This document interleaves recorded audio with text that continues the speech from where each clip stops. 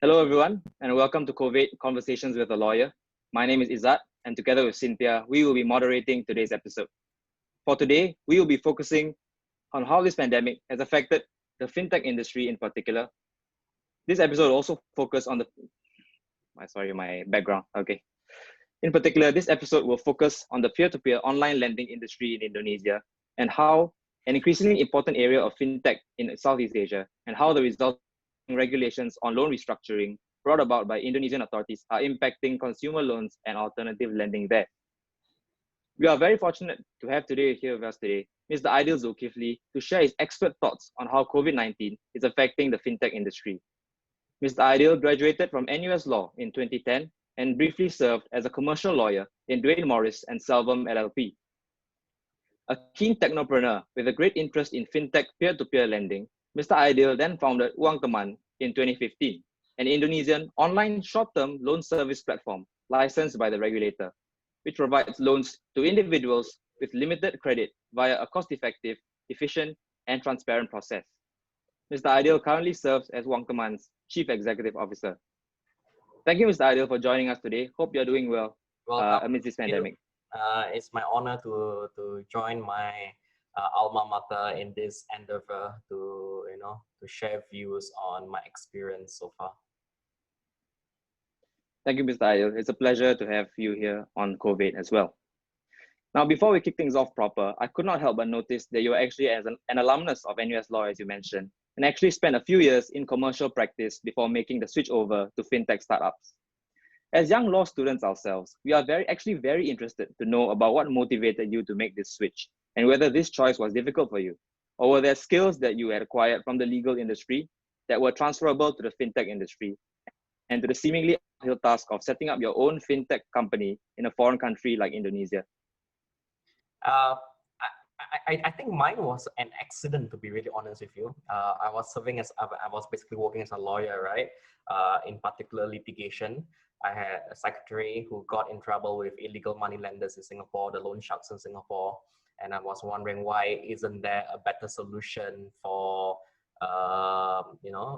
short-term loans providers like money lenders in Singapore, right? So to backtrack a little bit, before I founded UangTeman, I founded another company called Loan Garage Credit Aja. I sold that in 2014. So that was my first fintech company, right? And so the story how I got there was because my secretary got in trouble with a loan shark.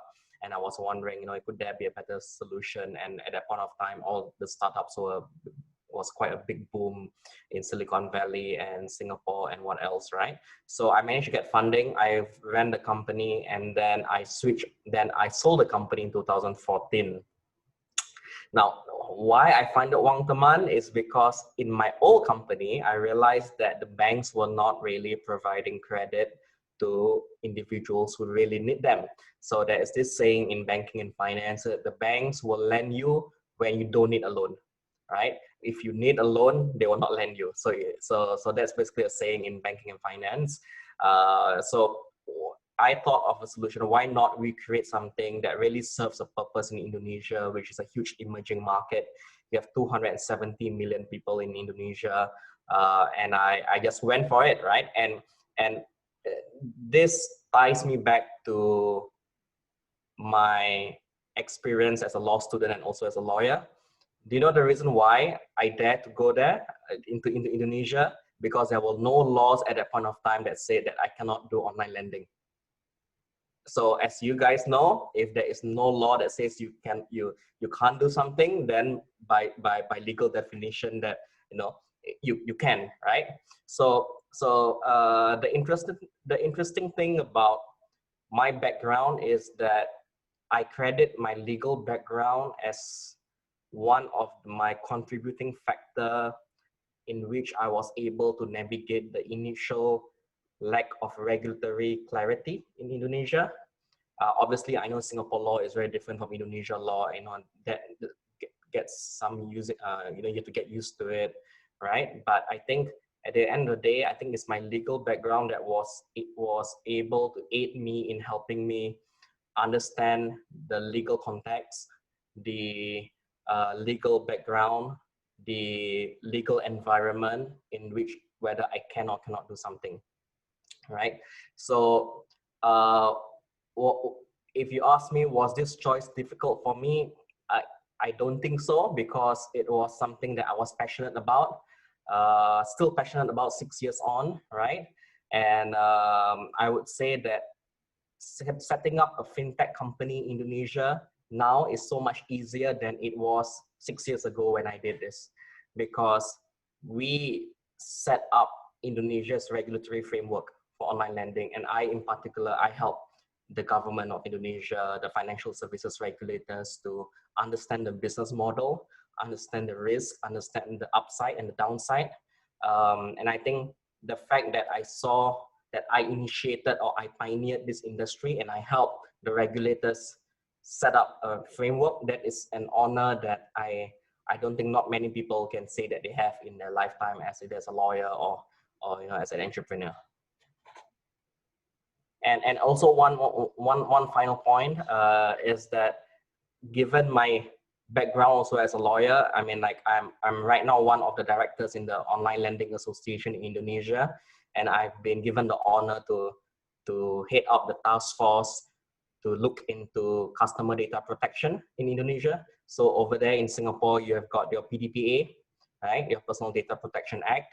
But over here, Indonesia is coming up with their own PDPA. Right now, it's in Indonesian Parliament, and I'm in charge of looking at the industry response or industry input, basically for the in giving inputs and negotiating with the regulatory and the lawmakers about what parts of the law can or cannot be applied in the whole fintech process, right? So I'm quite thrilled by the fact that I'm involved in that kind of processes, and I think my legal background has really very much helped me along in that process. Thanks, Mr. Aidil, for sharing your candid response on how your legal background has helped you, setting up a fintech, especially, being the pioneer really of the fintech industry in Indonesia, helping set up the regulations and, the relevant guidelines for Indonesia, which I think, just shows how esteemed we have a guest we have here today on this episode of COVID. Okay, I'll now pass my time to my partner, Cynthia, who will get the ball rolling on today's main discussion topics. Cynthia, please. Thank you, Izzat. And a very good afternoon to you, Mr. Aidil, Mr. Roberto, and also Mr. Dimas. Thank you all so much for your time today. So moving on to the questions proper. From your observations, has the COVID-19 pandemic actually accelerated the rate of adoption of cashless payments and fintech in general? Definitely, I would say that me, just using me as an anecdotal evidence, right? That before all this COVID-19, I'm one of those fintech CEOs where my fellow fintech CEOs in Indonesia will be like saying, you're a fintech CEO, why are you carrying so much cash with you, right? Because I hated using cards, right? And for some reason, don't ask me why. But ever since COVID hit, what we really saw was that, number one, I've been using more cashless payments, GoPay, OVO, and all those payment giants over here in Indonesia. And that has definitely accelerated the rate of cashless payment. And right now people are looking for loans, right? And previously they needed to go to the branches, the banks, fill up a form, submit a form and whatnot. But right now everything's online and everything's digital, right? So I think this is the opportunity for fintech lending or fintechs in general, including payment companies, where they can shine, because you really dispense with the physical interaction of physical need, right? So it has become quite an adaptive industry. The fact that we have a technology-based services to enable our customer service to customers without face-to-face interaction, I think it would continue to present a efficient and fast solution for customers or people who are underserved by the banks, yet at the same time vulnerable to the effects of COVID, right? Because they're not too particularly aware about the health situation or the precautions or safeguards that are required in this kind of pandemic. But at the same time, the challenges really for fintechs right now today is how do we maintain solid business growth and adjust our risk management in an environment where risk has gone up quite dramatically. For example, we have seen more than 40% of loan applications over the last 6 months, right? But that does not mean that we should be lending to everybody, right? We are selling money. Money is the easiest thing to sell, right? But recovering money is the hardest thing to do, right? So I think it's important for us to see in this kind of environment where we need to adjust our business expectations as business growth and cash flow expectations, risk management becomes absolutely important in this kind of environment. It's very interesting, Mr. Aidil. So we know that actually the rate of adoption of fintech and cashless payments in general have actually seen a very big increase in Singapore as well as Indonesia. Yeah. But also this brings the very common concern in online transactions of that of data security. Right. So as you mentioned, in Singapore, we have the PDPA, and Indonesia, you are currently drafting the PDPA in Parliament as well. So we were just wondering whether there were any other laws and regulations surrounding the issue, and are corporations expected to take some security measures to protect their customers' data? Okay, so my answer to you, in Indonesia law, there are two layers, right? One is basically the MAS equivalent of, not MAS equivalent, so it's a different, so the financial services regulators over here, they issue regulations on what data that fintechs like us can access or cannot access. I was heavily involved in the implementation of this framework. For example, fintech lenders cannot have access to any data except microphone, camera, location, and the email of a phone, right? Because that bores out from a long history of, not rather basically environment where there were a lot of illegal lenders in Indonesia that basically take all your data and basically, you know, abuse the personal data of the customers. So because of that, the Indonesian regulators say that fintech lenders can only get access to this layer of data.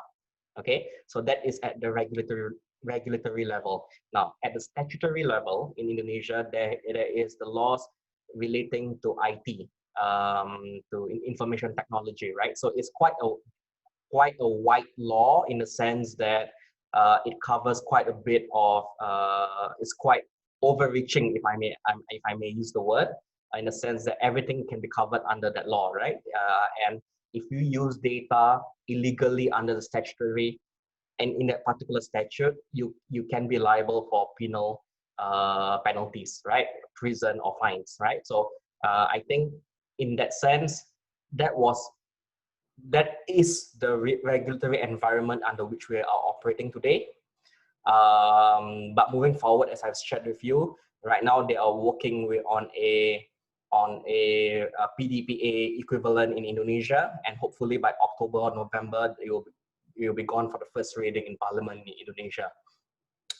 So we are also regulated by a code of ethics here in Indonesia, right? Me as a fintech lender, while it's more prescriptive in terms of conformity to the code of conduct, the code of ethics or code of conduct, there are certain stipulations there. If you breach it, you can get in trouble with the association of which I'm part of. I'm one of the directors. And if you do not behave properly or in accordance with the code of conduct, you can get penalized. And because the association is a self-regulatory organization appointed by the regulators themselves, if we penalize you, you can get in trouble with the regulators also. So I think at this point of time, data protection law in Singapore requires quite a bit of organization. I know that in Indonesia, we are required under ISO 27001 of 2013. That's a data protection framework for us to be certified as a online lender. You need this certification of ISO 27001, right? 27001. So that's the kind of like layers of protection that the Indonesian government has basically put in place for fintech lending industry in Indonesia. All right, I see. So just one last question for this section. Yep. So as you know, COVID has showed us in many ways how technology can make life for us contactless, as we call it, in payments as well as working from home. So given this, do you think that the current developments in fintech point to the end of physical transactions as we know it? will it be the end of physical transactions? It could possibly be the end of physical transactions, but that does not mean that it's in the end of humanization of financial services. I think, well, we can all depend on technology, robots to do all our transactions for us. But at the end of the day, you're talking of a human dealing with another human, right? And so we need to put the humanity back into financial services. And that is our vision, really, to humanize financial services in Indonesia. With the backdrop of COVID, would it accelerate to the end of physical transactions? Sure. I mean, like, I think that will be the case. I'll put my money on that, right? But I think that does not mean that it's permanently advantageous to fintechs. Fintechs, in order to move forward, to build a more resilient and adaptive industry, they need to optimize their services, humanize their services, even more so because of the lack of face-to-face interaction. All right, thank you for your answers, Mr. Aidil. I'll now be passing the time over to Izzat, who will be tackling the impact of COVID-19 on the peer-to-peer lending industry in Indonesia. Thank you, Cynthia, for that. We will now be moving on to the second topic of discussion for today, which involves assessing the pandemic's impact on UangTeman and the rest of the peer-to-peer online lending industry in Indonesia. So before we begin, Mr. Aidil, maybe I would like to ask you, for the benefit of viewers who are not really familiar with the peer-to-peer online lending industry in Indonesia, maybe you would just like to briefly describe what peer-to-peer lending industry entails and how is it different from, we say, like lending or loans from banks, for instance. So fintech P2P is essentially what you call off-balance sheet lending. Banks, financial institutions, they are on-balance sheet lending, meaning the loans sit on the balance sheet of the lending institution. But as a P2P lender, we are just an exchange. Basically, you have extra cash. Cynthia needs the loan, but you guys do not know each other. So you use me as an intermediary in which you request for a loan on my platform, and Cynthia requests a loan on my platform, and you, having extra money, you want some returns on your money, and then you fund the loans, right? And then you get a return. So, but you are the one who takes the credit risk. You are the one who takes the loans on your own balance, your own personal balance sheet. That is what is meant by P2P lender. Okay, thank you for that, Mr. Aidil.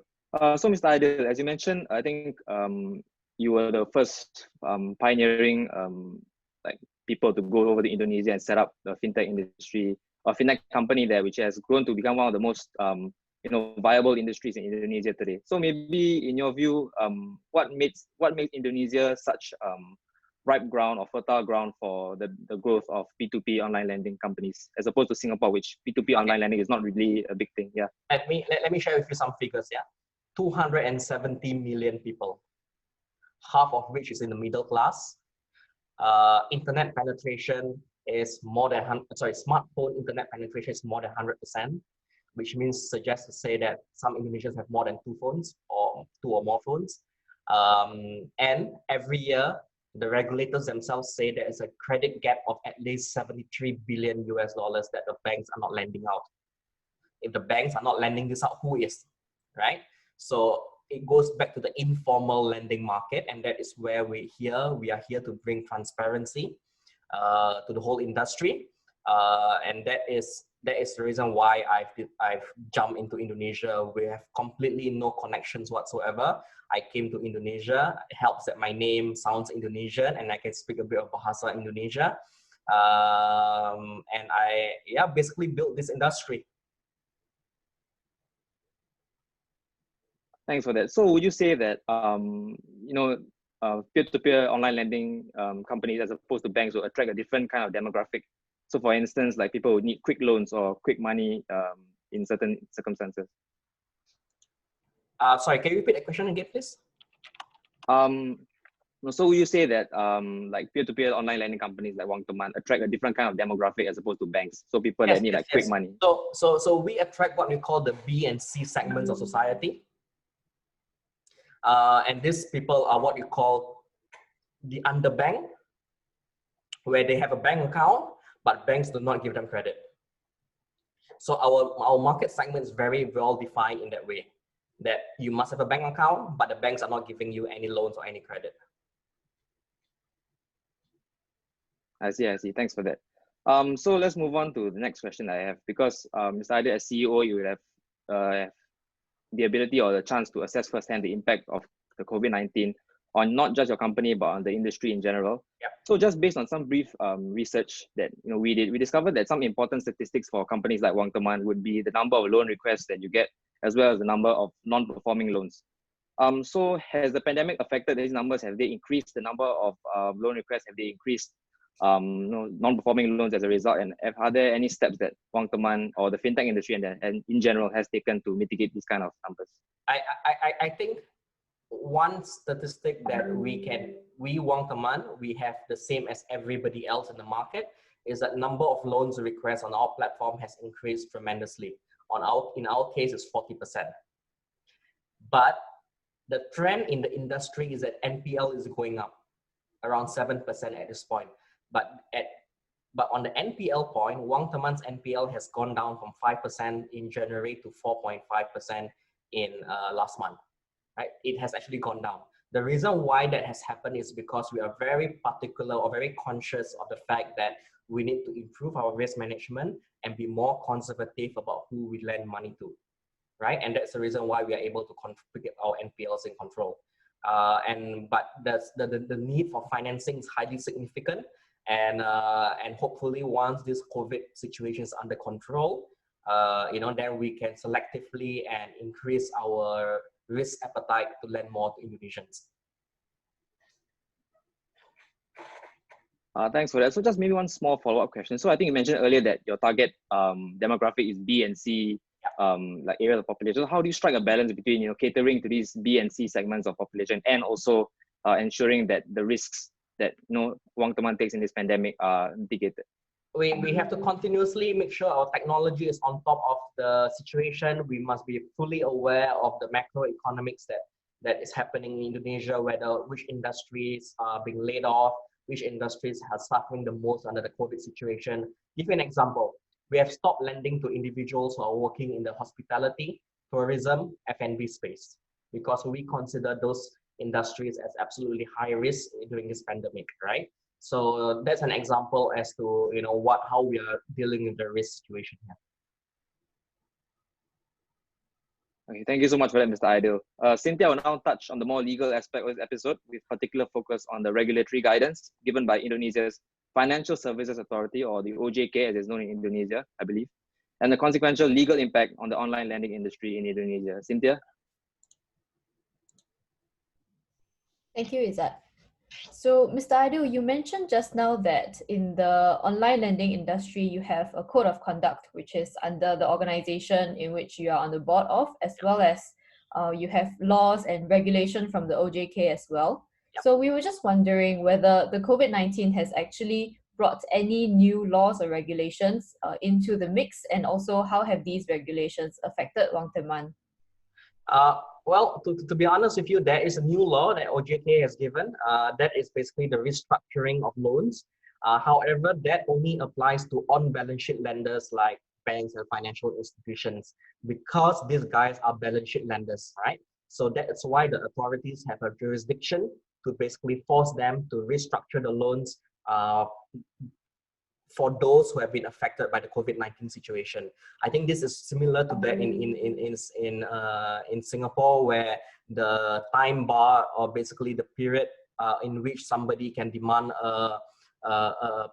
basically repayment under a statutory demand is longer now, before you can bankrupt any organization, right? So over here in Indonesia, unfortunately, the law does not apply to P2P lenders, because we are off balance sheet, meaning that the authorities do not have jurisdiction or power to force our lenders to basically restructure the loan. So all restructuring is on a case-to-case basis, and the regulators OJK has given a framework which we have adopted.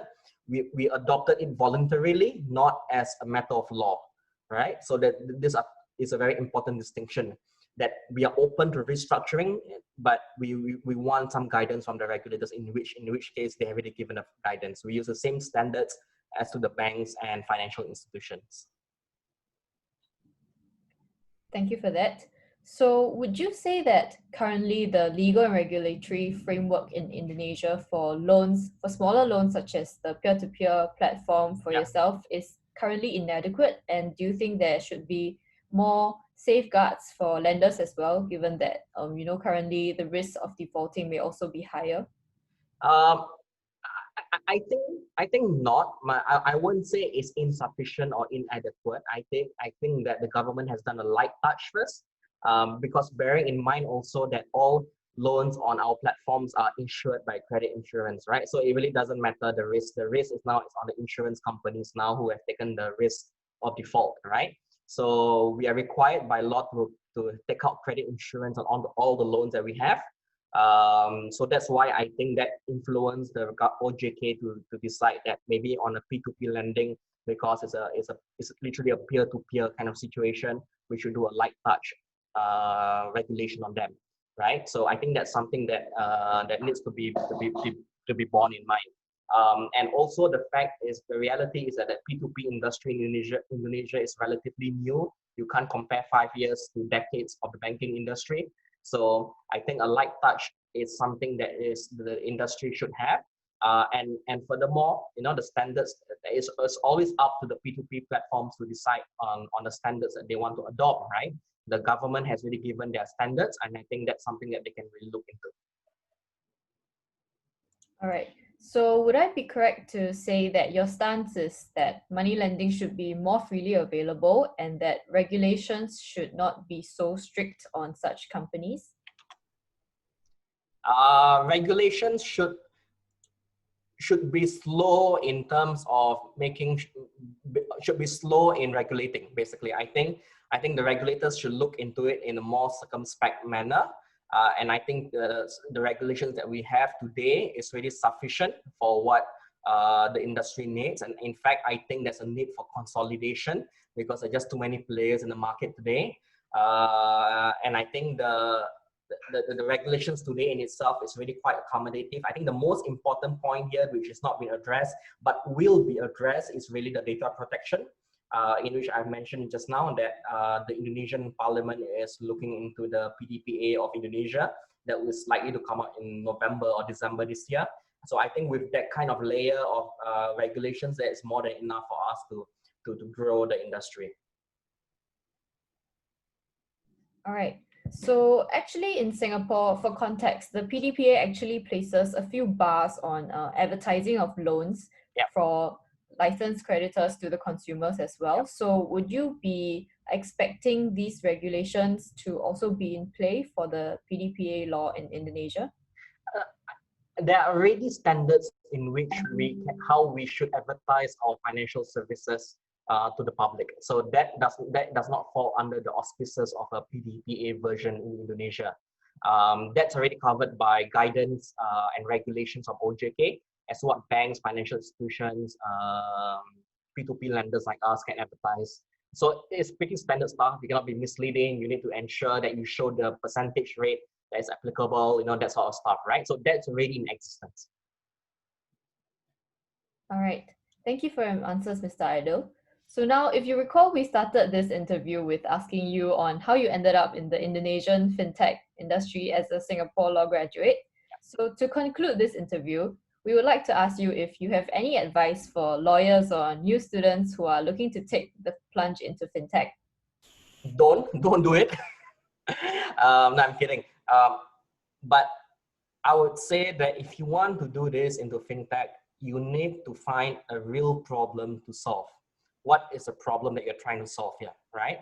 So my problem statement in my case is that how do I give access to people who need loans but otherwise were not given loans by the banks, right? So that was my problem statement. And it's a huge problem statement. It's something that I have not solved yet, right? So you need to look into, and this applies to fintech, whether you want to go into regulatory tech, whether you want to go into legal tech, right? So whatever you want to do, and before you leave law, before you disappoint your parents, right, who spent 4 years putting you through law school, think about what is the impact that you're trying to make here. Technology progress is boundless, right? And it will continue to evolve rapidly in your various aspects of your lives.